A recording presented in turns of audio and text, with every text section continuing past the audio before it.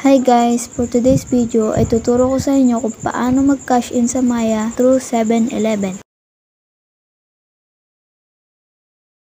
Open your Maya app. Then, ilagay ang iyong password. Pagkatapos, pindutin mo na ang login. Nga pala, kung hindi ka pa nakakapag-subscribe sa aming YouTube channel, i-click mo na ang subscribe button at ang notification bell para lagi kang updated sa aming mga video.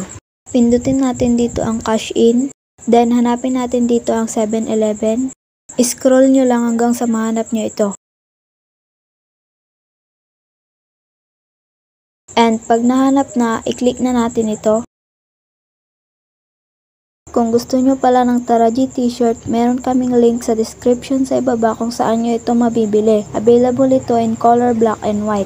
Ilagay ang amount ng nais mong i-cash in. Ang minimum amount nga pala ay 100 pesos. Then, pindutin na ang continue. Pagkatapos, pwede ka nang pumunta sa 7-Eleven na malapit sa inyong lugar para ipakita ang barcode na ito. Ang total amount na inyong babayaran ay 102 pesos dahil meron itong service fee na 2 pesos. Then, hintayin muna ang SMS confirmation bago ka umalis.